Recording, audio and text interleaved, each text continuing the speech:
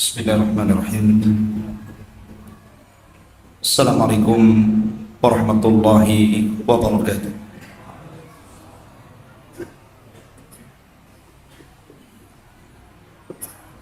Alhamdulillah, wassalatu wassalamu ala Rasulillah wa ala alihi wa sahbihi wa mawalah. Wala haula wala quwwata illa billahi wa ba'du.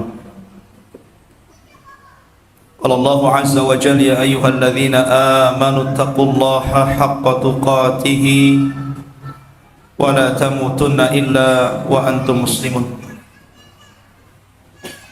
Fa in asdaqal hadithi kitabullah wa khairal huda huda Muhammadin sallallahu alaihi wasallam wa syarrul umuri muhdatsatuha wa kullu muhdatsatin bid'ah wa kullu bid'atin dhalalah wa kullu dhalalatin finnar.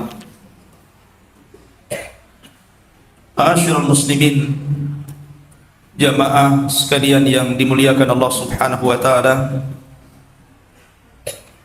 Alhamdulillah, pada malam hari ini dengan izin Allah Subhanahu wa taala kita masih bisa meringankan langkah ke Masjid Jabal Arafah, tentu tidak lain dan bukan insyaallah dalam rangka talabul ilmi. Salawat beriring salam untuk keberkahan majlis kita, marilah kita curahkan kepada baginda alam Nabi yang mulia alaihi salatu wassalam. Allahumma salli ala Muhammad. Pembahasan pada malam hari ini kita akan membahas tentang 8 makhluk yang tidak akan hancur setelah sangkakala Israfil ditiup pada tiupan yang pertama. Ma'asyiral muslimin, dan pembahasan ini masih masuk dalam pembahasan tentang al-iman bil yaumil akhir. Salah satunya adalah beriman dengan adanya kiamatul kubra, kiamat besar. Sering saya ulang bahwa akhir tanda daripada kiamat besar, kata Nabi sallallahu alaihi wasallam, wa akhiru dzalika narun takhruju min qa'ri adni tatrudun nas ila mahsyarihim. Bahwa akhir tanda-tanda alamat besar keluarnya api dari bumi perut Aden, dalam riwayat dari Hijaz, yang menggiring manusia ke tempat kumpulnya mereka ketika kiamat dibangkitkan. Dan Nabi SAW mengisyaratkan ke arah Syam. Lah ketika api itu sudah menggiring manusia dan seluruh manusia sudah berkumpul di Syam, maka Nabi SAW bersabda, la taqumus sa'ah illa ala syiraril khalqi.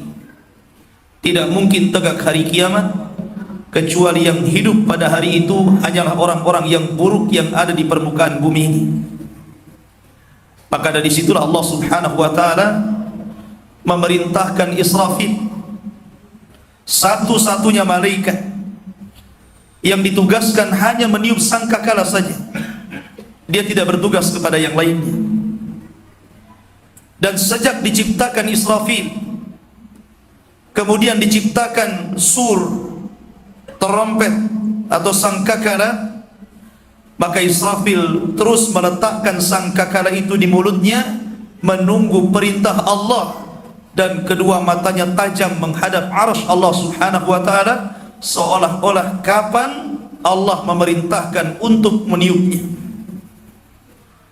Sehingga dalam hadis Abi Dzar ataupun hadis Abi Sa'id Al-Khudri yang dikeluarkan dari Imam At-Tirmidzi, ketika ada Nabi SAW dan para sahabatnya, dilihatnya muka Nabi SAW selalu termenung sedih.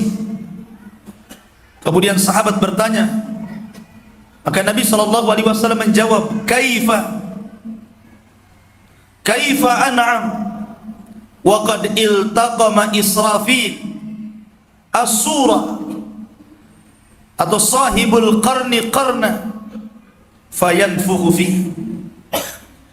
Kata Nabi SAW, bagaimana aku bisa merasakan nikmat dunia ini sementara pemilik terompet atau sangkakala sudah siap meniupkan terompetnya. Ketika itu para sahabat bertanya, kalau sekiranya Israfil betul-betul meniupkan sangkakalanya, wahai Rasul, apa yang harus kita katakan? Apa yang harus kita lakukan? Maka Nabi SAW mengatakan, qulu, katakan oleh kalian, hasbunallah wa ni'mal wakil. Cukuplah Allah, karena Dia sebaik-baik pelindung. Tawakkalna ala rabbina, kita bertawakal kepada Rabb kita. Ma'asyiral muslimin yang dimuliakan Allah Azza wa Jalla, dalam hadis Abu Hurairah radhiyallahu anhu, Nabi SAW menyebutkan jarak antara tiupan sangkakala pertama dengan sangkakala kedua selama 40, tanpa menyebut 40 tahun, 40 bulan, 40 minggu atau 40 hari, walaupun pada asalnya dibawa kepada 40 tahun. Disitulah Allah Subhanahu wa ta'ala hancurkan alam semesta ini sehancur-hancurnya. Disitulah Allah Subhanahu wa ta'ala gelapkan dunia, zulumat fauqa zulumat, kegelapan di atas kegelapan. Karena matahari digelapkan, bintang-bintang dijatuh-jatuhkan, lautan ditumpahkan, gunung dihancurkan, bumi digempakan. Disitulah alam semesta dihancurkan, dan disitulah permulaan kiamat besar. Tetapi dengan kehendak Allah Subhanahu wa ta'ala, ada makhluk-makhluk yang tidak dihancurkan Allah Azza wa Jalla. Tidak semua. Walaupun Allah Subhanahu wa ta'ala berfirman, kullu man 'alaiha fan wa yabqa wajhu rabbika dzil jalali wal ikram. Seluruh alam ini dihancurkan kecuali wajah Allah Subhanahu wa ta'ala, pemilik wajah yang sangat mulia. Tapi di sana Allah kehendaki ada makhluk-makhluk yang ketika terjadi kiamat besar Allah tidak hancurkan. Inilah pembahasan yang kita akan bahas pada malam hari ini. Makhluk apa yang Allah tidak hancurkan? Al-Imam Al-Barbahari dalam kitabnya Syarhus Sunnah, dan juga Al-Imam As-Suyuti rahimahullahu ta'ala menyebutkan, dan juga ulama-ulama akidah yang lainnya, bahwa di antara makhluk-makhluk Allah yang tidak dihancurkan itu jumlahnya 8, dan ada yang menambah 9. Kemudian disebutkan pertama al-jannatu, surga. Yang kedua an-naru, neraka. Yang ketiga al-arsyu, arsy. Yang keempat al-kursiyu, kursi. Yang kelima al-qalamu, qalam. Yang keenam al-lauhil mahfuz, lauhil mahfuz. Yang ketujuh ruh. Dan yang kedelapan al-ajmu, ujung dari tulang ekor manusia. Dari situlah kita dibangkitkan oleh Allah Subhanahu wa ta'ala. Ma'asyiral muslimin yang dimuliakan Allah Azza wa Jalla, kita rinci satu-satu. Al-jannatu wan nar, surga dan neraka. Kedua makhluk ini sudah Allah Subhanahu wa ta'ala ciptakan. Kedua makhluk ini Allah telah menciptakan keduanya, dan sekarang sudah ada. Karena Nabi SAW pernah diperlihatkan keduanya dalam peristiwa Isra dan Mi'raj, dan dalam kesempatan yang lainnya. Kalau kita bicara tentang surga, maka surga adalah darun a'addallahu lil muttaqin waliman asa minal muwahhidin. Jadi sorga itu sebuah tempat yang Allah peruntukkan hanya untuk orang-orang yang bertakwa saja, dan juga untuk ahli maksiat tetapi dia masih mentauhidkan Allah.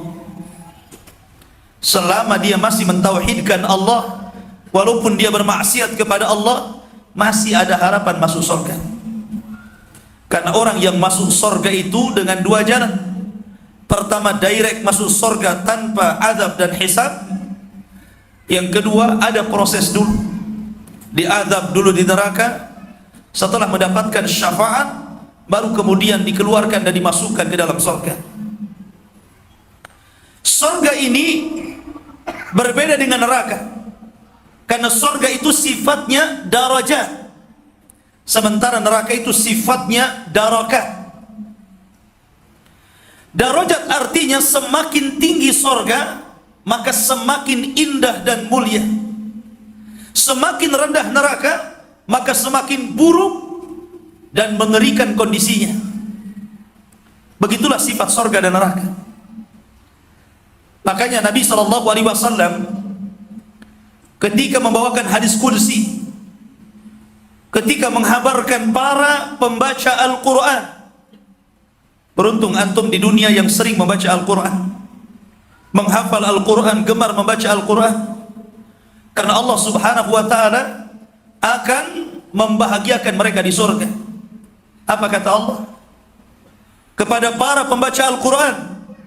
Allah berfirman, Iqra wartaq warattil kama kunta turattil fid dunya fa inna manzilataka inda akhiri ayatin taqra'uha.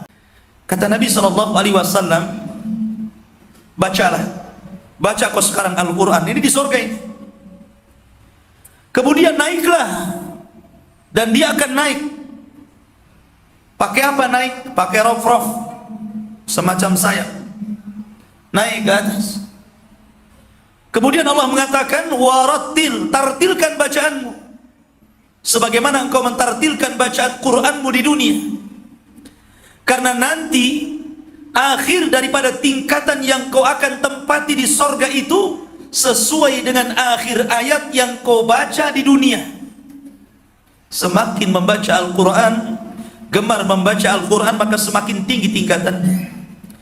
Dari sinilah Syekhul Islam Ibn Taimiyah rahimahullahu ta'ala mengambil hukum istimbat bahwa jumlah tingkatan di sorga itu sejumlah ayat di dalam Al-Quranul Karim 6.000 lebih, dan Allah kecualikan 100-nya khusus bagi para mujahidin fi sabilillah. Itulah sorga, dan sorga ini sering saya ceritakan, tidak perlu diperpanjang. Begitu juga neraka. Allah Subhanahu wa ta'ala memberikan pintu-pintu neraka lebih sedikit dibandingkan pintu sorga.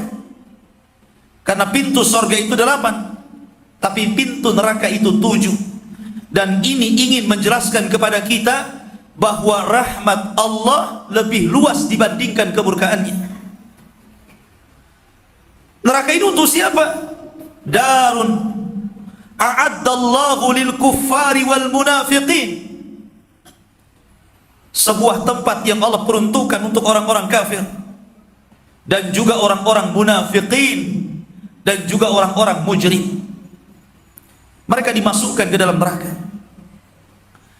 dan Allah Subhanahu wa ta'ala takdirkan keduanya kekal. Tetapi kekekalan sorga dan neraka itu tidak sekekal Allah, karena kekekalan keduanya diawali dari tidak ada, kemudian Allah ciptakan menjadi ada, dan atas kehendaknya Allah kekalkan keduanya. Jadi keduanya masih berhajat kepada Allah, tapi kekalnya Allah tidak berhajat kepada siapapun. Karena Allah Subhanahu wa ta'ala satu-satunya zat yang maha kekal, yang tidak didahului dengan adam, dengan ketidakadaan. Ma'asyiral muslimin yang dimuliakan Allah Subhanahu wa ta'ala, Nabi SAW menggambarkan dalam sebuah hadis idza dakhala ahlul jannata al-jannah wa ahlun nar an-nara ji'a bil mauti ala suratil kabshi. Apabila penduduk surga Allah masukkan semuanya ke dalam surga, artinya yang di neraka itu sudah tidak ada lagi, kecuali memang penduduk yang dikekalkan di dalamnya. Kalau yang tidak dikekalkan sudah diambil dan dimasukkan ke dalam surga. Dan apabila penduduk neraka sudah dimasukkan semuanya ke dalam neraka, disitulah Allah datangkan kematian. Dan kematian ini Allah bentuk seperti kambing gibas. Kemudian Allah sembelih di antara surga dan neraka. Disitulah tidak ada kematian lagi. Karena yang terakhir mati, mati. Kalau yang terakhir mati, mati, berarti tidak ada kematian lagi. Matinya sudah mati masalahnya. Disitulah Allah Subhanahu wa ta'ala memerintahkan penyeru untuk menyerukan kepada kedua penduduk surga dan neraka, ya ahlal jannah la mauta lakum. Ahli surga, tidak ada kematian bagi kalian lagi. Wa ya ahlan nar la mauta lakum. Saya kalau nengok ke sana, antum jangan pikir ahli neraka ya. Ya ahlan nar la mauta lakum. Tidak ada kematian bagi kalian. Maka mereka dikekalkan di dalamnya. Yang ahli sorga nikmat dengan sorganya, yang ahli neraka tersiksa dengan nerakanya. Tapi kemudian jangan seperti kelompok sesat. Ada satu kelompok sesat yang mengatakan penduduk neraka ini kalau lama-lama disiksa jadi nikmat juga katanya. Karena terbiasa dipukuli katanya. Mana ada? Allah yang mengatakan kullama nadijat juluduhum baddalnahum juludan ghairaha liyadzuqul adzab. Setiap kali kulit mereka dikelupaskan, Allah ganti dengan yang baru. Dikelupaskan lagi, Allah ganti lagi sampai mereka merasakan azab Allah Subhanahu wa ta'ala. Ini dua makhluk yang Allah takdirkan tidak akan musnah oleh tiupan trompet sangkakala Israfil. Kemudian yang nomor 3 Arasy, dan yang nomor 4 kursi. Bicara Arasy ini yang menarik, ikhwah fillah muliakan Allah Subhanahu wa ta'ala. Arasy ini adalah makhluk yang paling besar. Tidak ada makhluk yang lebih besar dibandingkan Arasy. Walaupun para ulama khilaf tentang awal penciptaan, apakah Arasy dulu ataukah kolam dulu. Tapi pendapat yang rajih wallahu alam, menurut Imam Ibnul Qayyim dan yang lainnya, bahwa makhluk yang pertama kali diciptakan Allah adalah Arasy. Arasy dulu. Allah Subhanahu wa ta'ala menciptakan Arasy, dan Arasy ini alal ma', posisinya di bawah air. Artinya di atas langit situ ada lautan. Dan singgasana itu berada di atas lautan, di atas langit. Lah ketika Allah Subhanahu wa ta'ala menciptakan Arasy alal ma', disitulah Allah Subhanahu wa ta'ala menciptakan pena kolam. Kemudian Allah perintahkan kepada kolam, uktub kulla syai'in. Kolam, catatlah segala sesuatu yang sedang terjadi, yang akan terjadi, dan begitu seterusnya. Dari sini menunjukkan bahwa seluruh makhluk Allah berada di bawah Arasy. Seluruh makhluk Allah setelah Allah ciptakan Arasy, semua di bawahnya. Karena Arasy itu makhluk Allah yang sangat besar. Saya akan sebutkan dua alasan supaya antum bisa membayangkan betapa besarnya Arasy Allah, bagaimana penciptanya. Asar daripada Abdullah bin Abbas radhiyallahu anhuma, ketika beliau membandingkan antara besarnya langit dengan kursi. Kata Abdullah bin Abbas, kalau anda ingin tahu berapa besarnya kursi dengan langit, coba anda berjalan ke tengah padang pasir. Orang kalau berada di tengah padang pasir persis seperti berada di tengah lautan. Karena mengarah ke kiri pasir, ke kanan pasir, belakang pasir, depan pasir. Seolah-olah antum berada di lautan pasir. Kemudian setelah antum sampai di tengah-tengah padang pasir, copotlah cincin antum ini. Setelah dicopot, letakkan di tengah padang pasir. Kata Abdullah bin Abbas, cincin itu langit bersama lapisannya, adapun padang pasir ini kursinya. Besar kursinya Allah.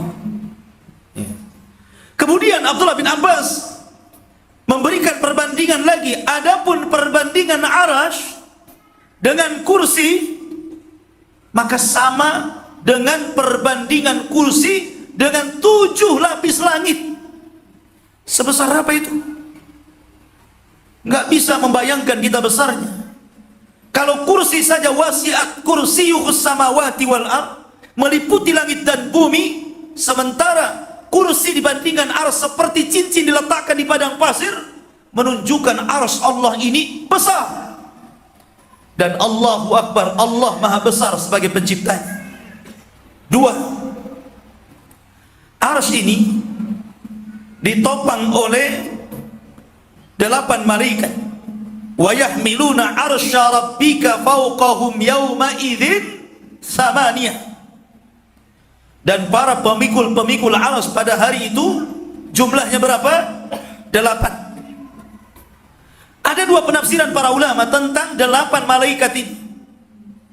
Ada yang mengatakan 8 itu ya 8 malaikatnya, sesuai dengan hitungan matematika yang antum paham, 1, 2, 3, 4 sampai 8. Artinya 8 malaikat yang mengusung arsy. Ustaz, arsy sebesar itu, yang ngusung arsy cuma 8 malaikat. Antum harus paham malaikat yang mengusung arsy dulu. Dalam sebuah hadis yang dihasankan oleh Syekh Albani rahimahullahu ta'ala, dan juga ulama yang lain yang mengatakan Nabi diizinkan untuk mensifatkan 1 malaikat pemikul arsy. Kata Nabi SAW, telapak kakinya berada di lapisan bumi yang paling bawah. Bumi ini 7 lapis. Kakinya malaikat pemikul arsy itu ada di lapisan yang nomor 7 paling bawah. Kemudian terbentang ke atas sampai menembus langit, sampai menembus kursi, baru kepalanya memikul arsy Allah Subhanahu wa ta'ala. Nggak bisa bayangkan besarnya malaikat itu. Kemudian Rasul mengatakan, ma baina sahmati udhuni ila atiqi masirati sab'umi'ati amin. Kemudian Rasul menggambarkan jarak antara daun telinga, nih daun telinga yang paling bawah, dengan bahu dia, itu atik namanya bahu. Jarak antara daun telinga ke bahu itu perjalanan 700 tahun. Sampai di mana tuh? Kalau antum jalan 700 tahun, panjangnya dari sini, burung saja mungkin nggak bisa terbang sampai sejauh itu. Lihat besarnya 1 malaikat pemikul arsy. Apalagi ini 8 malaikat. Ini 1 penafsiran. Penafsiran yang kedua, bahwa yang dimaksud angka 8 samaniyah dalam Al-Quran itu artinya 8 saf. 8 saf. Antum kalau sholat kan ada saf tuh. Kan 1 saf kan bukan 1 orang kan, berjajar banyak kan. 8 saf. Dan 1 saf itu jumlah malaikat tidak ada yang tahu banyaknya kecuali Allah. Wa ma ya'lamu junuda rabbih illahu. Tidak ada yang tahu jumlah malaikat kecuali Allah Azza wa Jalla. Saking banyaknya itu yang memikul arsy Allah Subhanahu wa ta'ala. Itu penafsiran lain. Dan arsy ini ikhwah fillah muliakan Allah Azza wa Jalla, adalah makhluk Allah Subhanahu wa ta'ala yang bisa juga bergetar. Padahal makhluk yang besar itu jarang bergetar kan? Bangunan besar saja jarang bergetar. Gunung lihat, susah bergetar kecuali gempa kan? Ars ini makhluk yang sangat besar tapi bisa bergoncang. Kapan ars bergoncang? Ketika kematian satu sahabat Rasul, Sa'd bin Mu'adz, pemimpin Ansar yang sangat mencintai Rasul dan Rasul mencintai diri. Saat kematiannya Sa'd bin Mu'adz, bergegar ars Allah Subhanahu wa taala, makhluk yang paling besar, bahagia dengan kematian Sa'd bin Mu'adz. Sampai saking bahagianya dia pun bergoncang dan bergetar. Kata Nabi SAW, kematian Sa'ad tahtazzu arsyu rabbih, membuat bergoncang dan bergetar arsy Allah Subhanahu wa taala. Masyaallah muslimin yang dimuliakan Allah Azza wa Jalla. Dan arsy itu atapnya surga. Surga yang paling tinggi adalah surga Firdaus. Kata Nabi SAW, "Idza sa'altumullaha fas'aluhul firdausil a'la, fa innaha a'lal jannah wa fawqahu arsyur rahman." Kalau kalian minta surga, jangan tanggung-tanggung, kata Rasul. Minta surga yang paling tinggi, surga Firdaus. Karena Firdaus surga yang paling tinggi, atapnya, pelafonnya mungkin bahasa kita, adalah arsy ar-Rahman. Dan disitulah ruh para syuhada digantungkan di kendil-kendil di bawah arsy Allah Subhanahu wa taala. Arsy ini tidak akan dihancurkan oleh Allah Azza wa Jalla. Kemudian yang nomor 4, kursi. Kursi juga tidak akan dihancurkan. Dan kursi ini saking mulianya sampai-sampai Allah sebut dalam Al-Quran satu ayat dalam surah Al-Baqarah, dan ayat itu langsung diberi nama dengan ayatul kursi. Bahkan kata ulama tafsir, satu-satunya ayat yang paling mulia dibandingkan ayat-ayat yang lain dalam Al-Quran yang 30 juz itu, tidak ada yang lebih mulia dan bisa menandingi kemuliaan ayat kursi. Jadi itu ayat yang sangat mulia, bahkan lebih terkenal dibandingkan surah Al-Baqarahnya sendiri. Karena ayat kursi ini banyak diamalkan oleh manusia dalam berbagai macam amalan. Orang sebelum tidur baca ayat kursi, setelah sholat baca ayat kursi, sore baca ayat kursi, pagi baca ayat kursi. Banyak perintah untuk membaca ayat kursi. Lah kursi itu tidak akan dihancurkan Allah. Kursi itu satu di antara 8 makhluk yang tidak akan dihancurkan Allah Subhanahu wa taala. Dan yang dimaksud kursi itu adalah tempat berpijaknya kedua kaki Allah. Maudhi'u qadama rabbi. Kata Ibnu Katsir, yang dimaksud kursi dalam ayat wasi'a kursiyyuhus samawati wal ardh, artinya kursi itu tempat berpijaknya kaki Allah Subhanahu wa taala, kedua kaki Allah Subhanahu wa taala. Kalau tempat berpijaknya saja sebesar itu, maka tentu Allah Subhanahu wa taala akbar dibandingkan makhluknya. Ini yang nomor 4.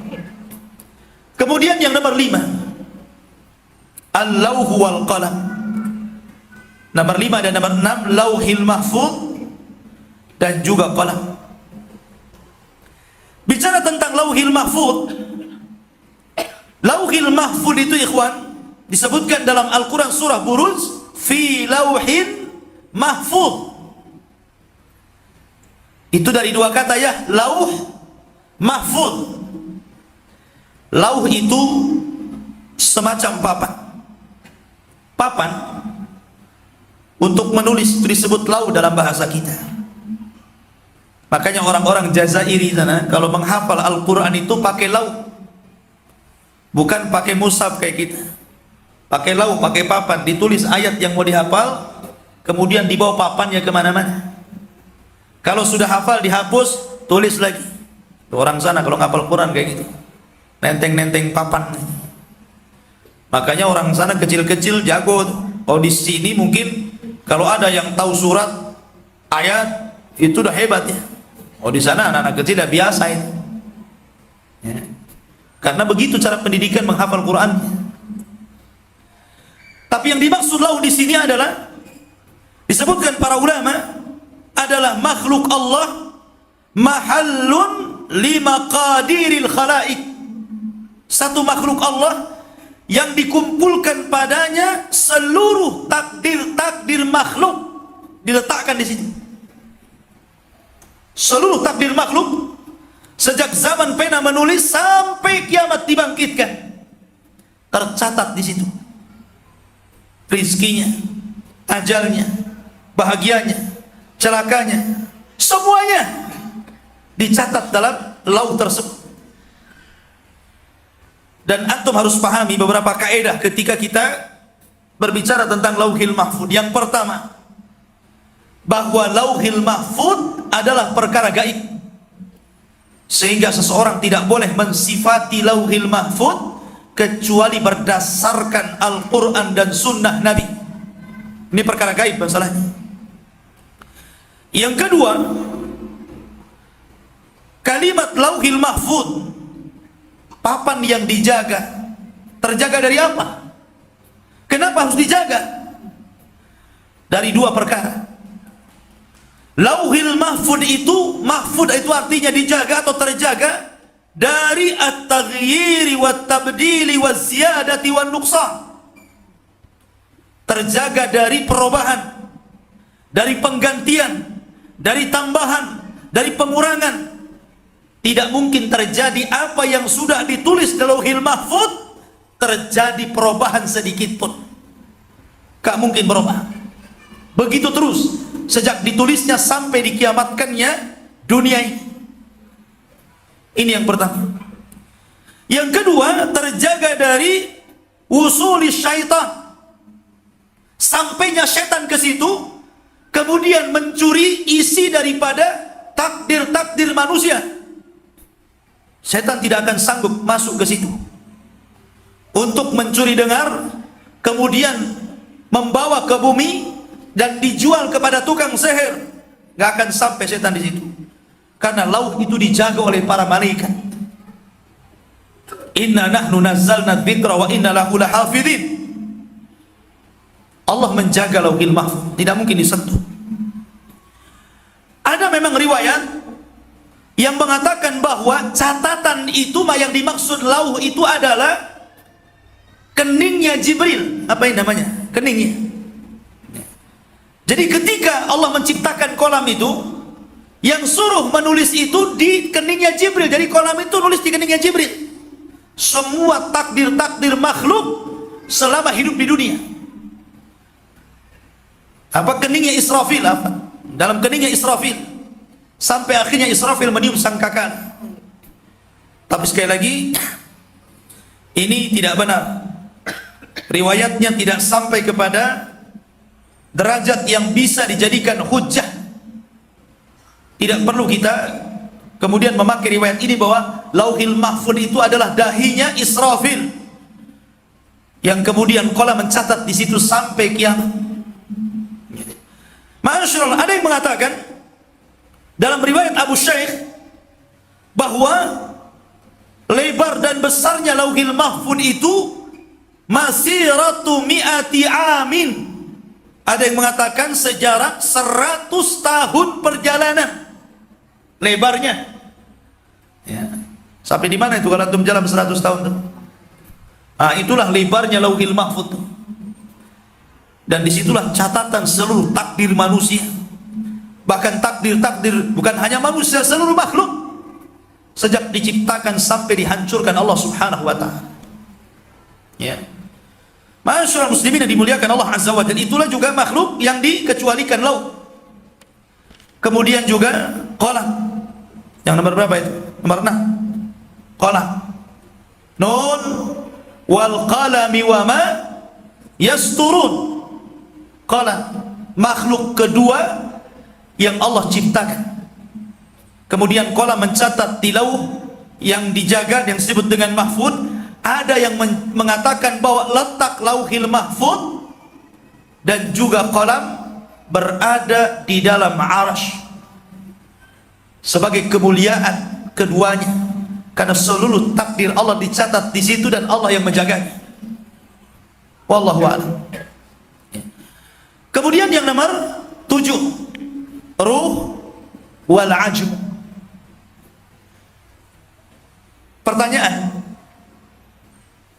ketika kiamat dibangkitkan, kemana ruh pergi? Bukankah ruh tidak dihancurkan? Kemana ruh pergi? Kelayapan kemana ruh itu? Ma'asyiral muslimin yang dimuliakan Allah Azza wa Jalla, kita tahu bahwa ruh itu berbeda dengan jasad. Jasad tanpa ruh tidak ada kemuliaan. Tapi kalau jasad ada ruh, jasad itu jadi mulia. Pengen bukti, lihat orang hidup dengan orang mati. Orang hidup pakaiannya saja macam-macam, mobilnya saja gonta-ganti, jubahnya saja warna-warni. Coba kalau sudah mati, berapa warna itu pakaiannya? Satu. Kalau dipakaikan jas juga dimarahi orang. Jangan pakai jas, copot. Nggak ada sunnahnya. Kalau jasad gak ada ruh, itu gak ada kemuliaan.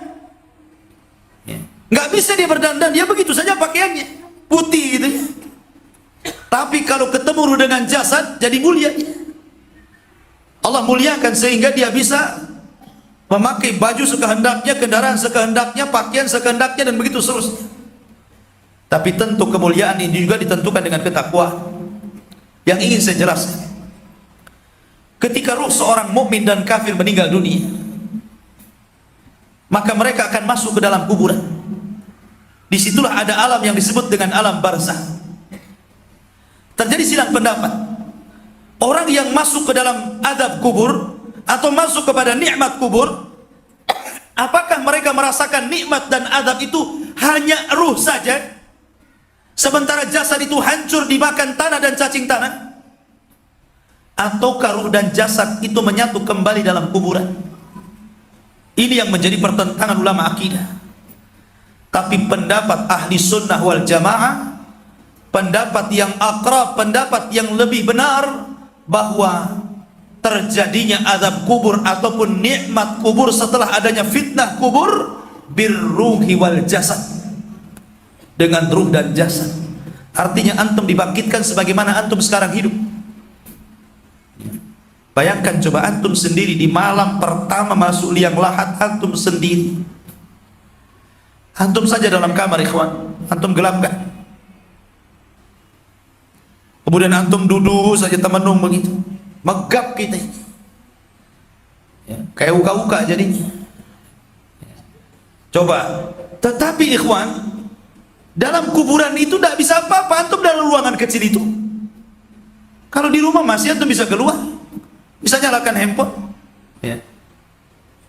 Tetapi dalam kuburan sendirilah, disitulah Allah akan balikkan roh itu. Setelah Allah naikkan ruh ke langit, kemudian berjumpa dengan Allah, kemudian ruh itu dibalikkan kembali.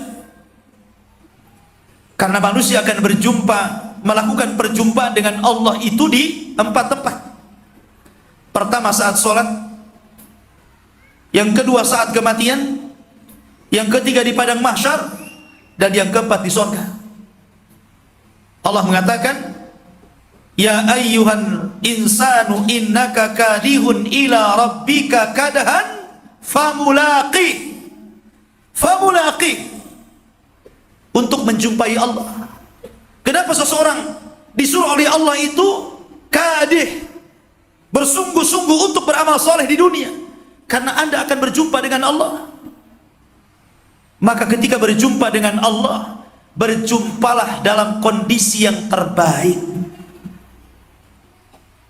Dalam kondisi yang terbaik. Famulaqi. Lah ketika Israfil meniupkan sangkakala yang pertama, disitulah kata para ulama, inqita'u adabil qabri, adab kubur terputus di sini. Tidak ada adab lagi. Selama 40 tadi dalam hadis Abu Hurairah, ketika Allah hancurkan alam semesta, tidak ada lagi adab kubur. Karena semua diwafatkan. Jinnya, malaikatnya, manusianya. Akhirnya mereka terpisah lagi dari jasadnya. Ruhnya orang-orang yang beriman kemana? Fil illiyin, diletakkan di tempat yang paling tinggi sementara. Adapun ruhnya orang-orang kafir dan munafik diletakkan fi sijjin, di tempat yang paling dasar di perut bumi. Disitulah ruh tersimpan sampai pada waktunya nafkhatus tsaniyah, tiupan sangkakala yang kedua, barulah ruh itu dikembalikan lagi ke jasad-jasadnya, sehingga Allah katakan wa akhrajatil ardu athqalaha, maka manusia keluar dari perut bumi, dan semua Allah keluarkan mulai dari Adam sampai yang terakhir mati. Banyak itu ya. Masyaallah muslimin yang dimuliakan Allah Azza wa Jalla. Jadi ruh itu tidak dihancurkan kemana? Kalau ruhnya orang yang beriman fil illiyin. Kalau ruhnya orang-orang kafir munafik fi sijjin, dalam sijjin. Itulah ruhnya. Ruh tidak akan dihancurkan pada kiamat. Dan yang terakhir al-ajub, ujung tulang ekor manusia. Semua manusia itu punya tulang ekor, walaupun nggak punya ekor. Kalau punya ekor masalah. Itu keturunan Darwin. Kita keturunan Adam, nggak ada ekornya.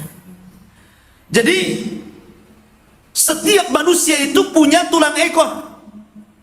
Betapa walaupun badan kita hancur dimakan tanah, dimakan cacing tanah, dihantam oleh kiamat, tetap tulang ekor itu tidak akan hancur.